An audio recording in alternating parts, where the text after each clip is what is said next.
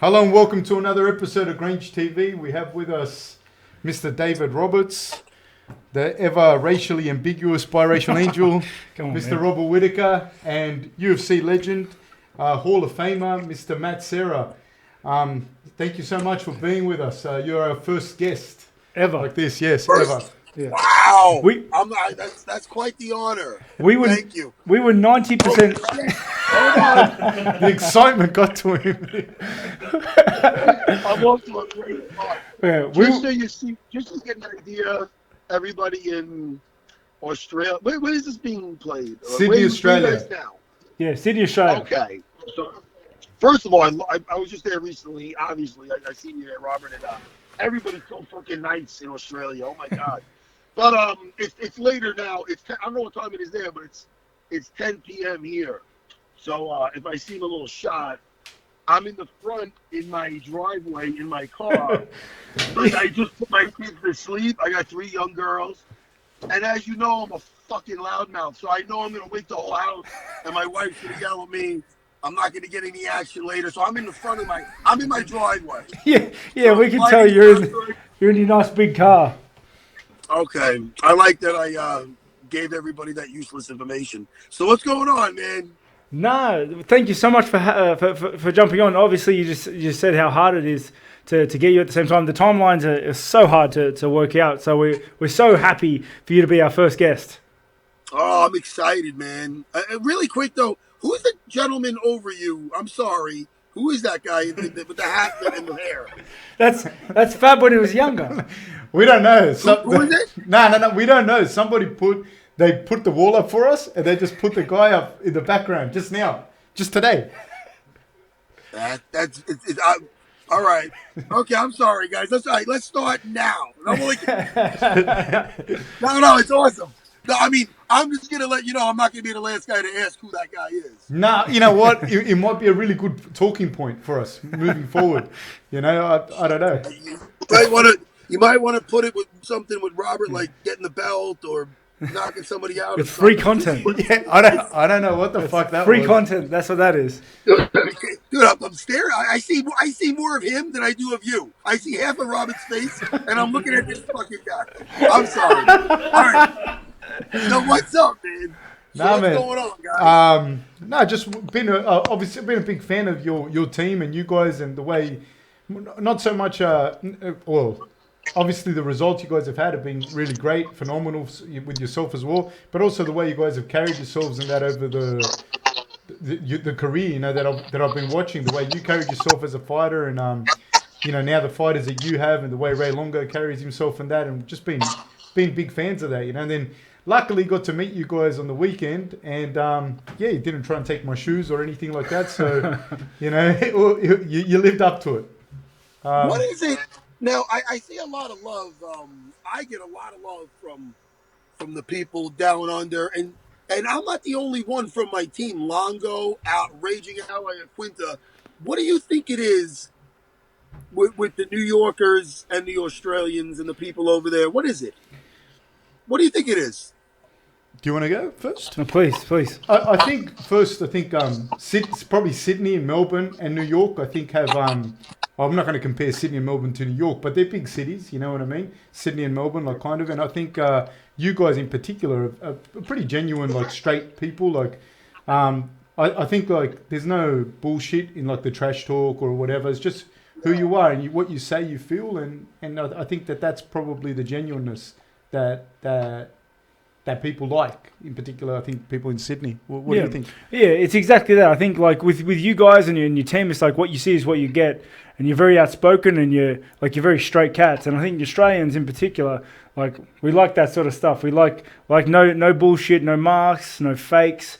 Like we just what you see is what you get, and like I think we can all really respect that. That's awesome, man. No, I like that. No, I just noticed, you know, Robert, when you're with your DMs or whatever, people like your fan mail, it's like I get a lot of shit from Australia, and it's always positive. I don't think I ever had an Australian give me no negative shit. I swear to you. So I don't know. And then I was just there, and Longo couldn't get over it. Longo's like, he goes, everybody should have spent time there. The CEO, you should treat people Longo gets crazy, but you know. I guess one of on that, you're talking about getting a lot of positivity and everything. Like obviously, how's things going with Chris? Because we both of us have been big fans of Chris always. I guess it's easier even to make the contact now that they probably won't fight. I don't know what's happening there with Chris. Well, Chris is he's on vacation in Hawaii. His wife's got family there, and I'll tell you this much: I don't know much more than you, other than he was in my school the Tuesday after and strangling people and looking like a beast.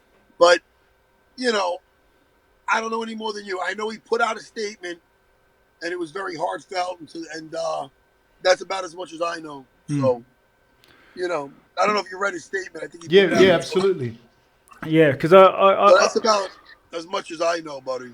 Yeah, no, I feel for him because I was a huge fan of his, and then I went up to middleweight, and then I had to try and pull back the fanboy a little bit because we may have fought at some point, and now luckily enough, Chris has moved up to light heavy, so I'm back on it, and now the guy has had a fucking hard run. He has fought nothing but killers in the last 5 or so years, nothing but killers, and it's just been hard. And he's been in every fight, even though the last one was short.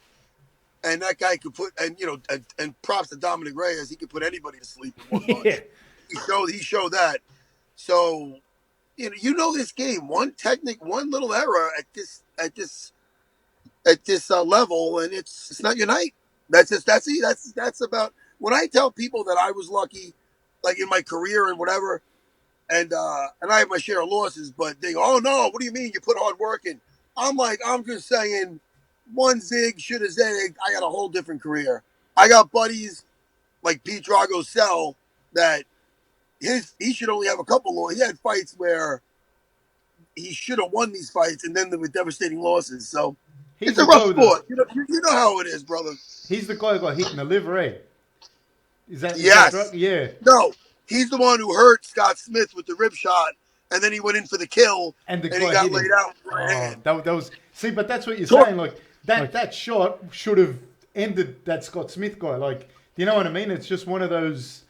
Have you seen that? No. He hit Scott Smith in the liver, and it looked like he was out. Yeah. And he rushed in to get him, and the guy had one punch left in him and hit him. Yeah. That's crazy. Yeah. After he landed that shot, he was on the ground for a while.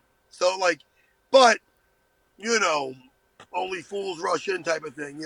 It's a hard lesson to be learned. He had him dead to rights. He rushed in with an uppercut. He rushed into a right hand. So again, man, there's a lot of instances where I could have won fights, like my debut with Shoney Carter, where it went into a decision. Maybe I would have got it. I forgot. It was pretty close. But how many seconds left? I was in my guard. I get up. I just run after him and run right into a back fist. And it's so obvious to see now if you look at it. It's so amateurish, but yeah. I didn't have the rounds clocked in. And again, if I would have ducked, it would have been a different Mate, thing. It's a crazy game, man. It's a crazy game. You are preaching to the converted. What's that? You are preaching to the converted, mate. Trust me. When I say exactly as you said before, you should have zigged when you zagged, and that's the game, and that's how fast things can flip on you, which makes it attractive as it is for us as competitors, because it's that sort of shit that makes you want to do it. But it also is what makes it so friggin' hard.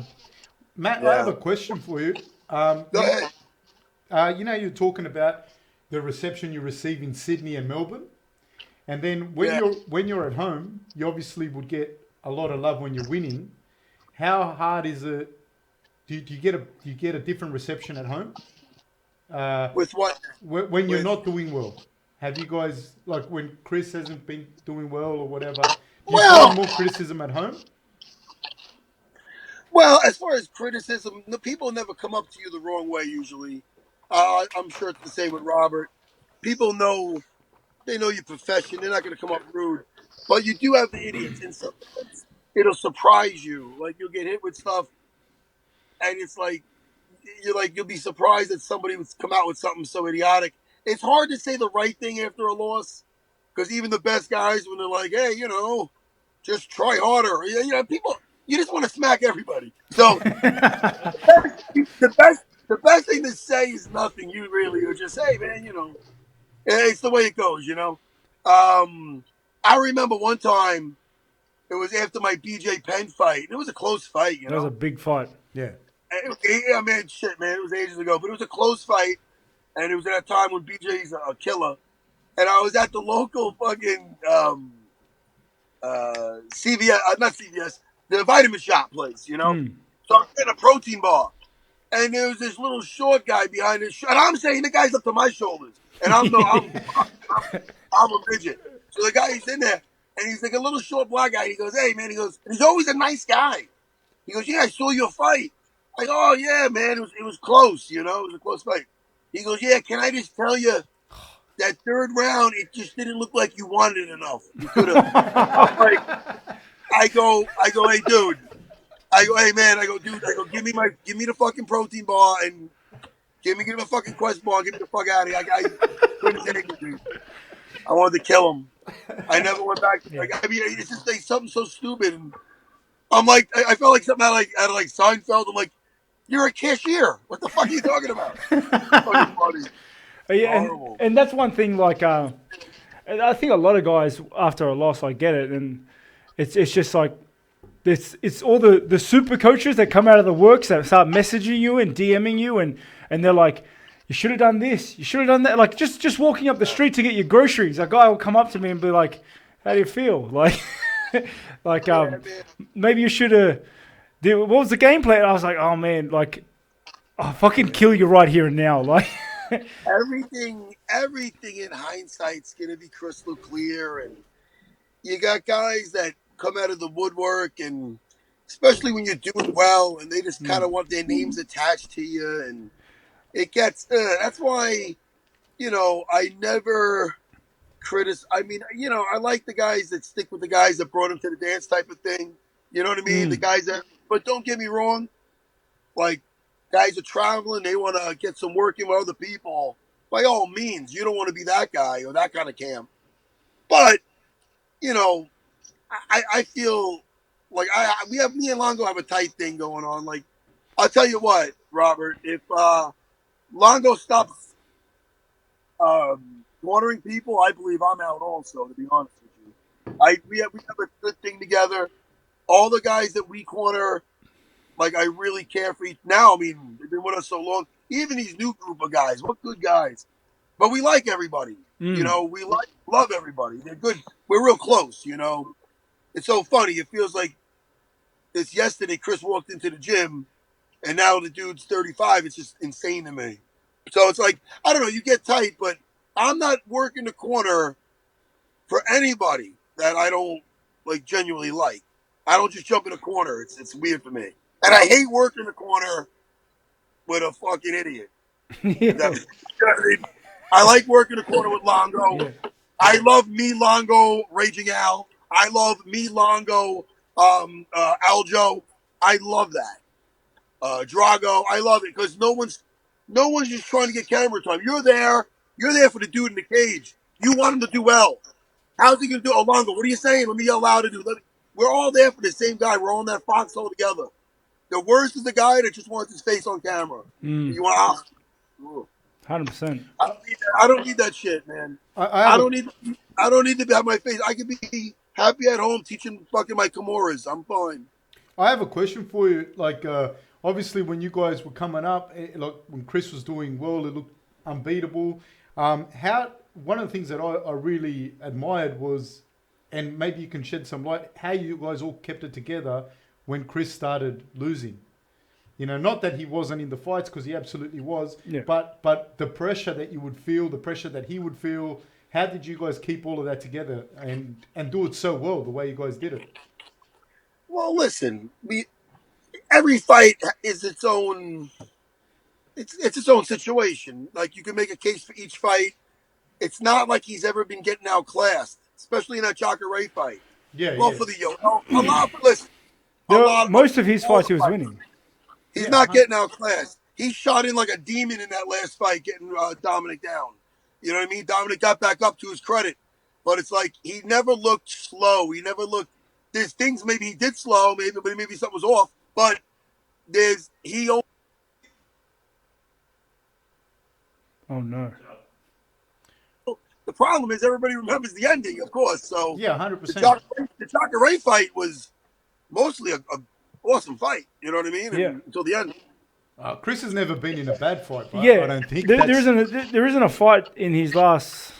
He hasn't. Like He's always fought. Like he has been winning. Like a lot of these fights, he's been in it the entire time. Like, and It's true. So and then just right at the end, like that's how quick the tide can turn. It's just like you zig when you should have zagged. that's He's dropped out. Yep. So yeah, it's dropped out. It's dropped out. Oh, So what happens? What happens when this happens? I don't know. We'll try and call him back. Yeah. So, we, for all intents and purposes, are still live. Ah, Matt, he's back. Oh. He can't hear us. We're working on it. Hold on, one second.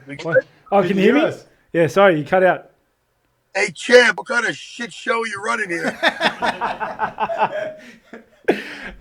We are. No, Yeah. it's 10 o'clock. Hey, listen, I'm such a fucking jujitsu guy. Even when I'm home chilling, I'm in my fucking Serra gi pants. What the fuck? That's how I do it. Hey, Matt, your jiu-jitsu, like, you were a silver medalist at Abu Dhabi, weren't you? Yeah, yes, I sure am. I had such a good run over there. I had the honor, dude. I'll tell you, it was. I'm not saying it was different as far as competition. It's still obviously everything evolves, and the guys now are better than anybody ever was. But the tournament itself in 2001 in Abu Dhabi itself was it. I don't know if you ever saw Enter the Dragon with Bruce Lee. Yeah.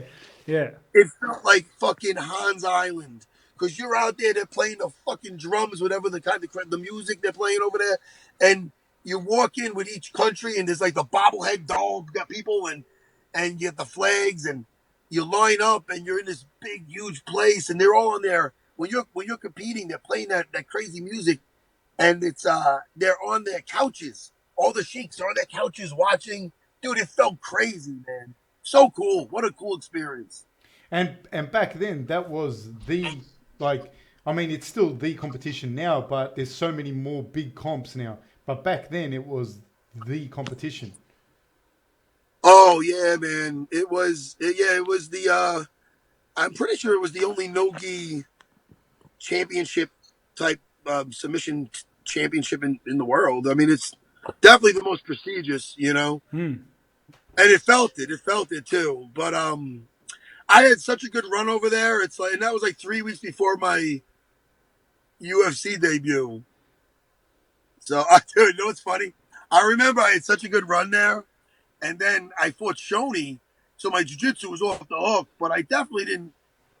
Listen. I was learning on the job as far as clocking in my rounds of sparring, standing up.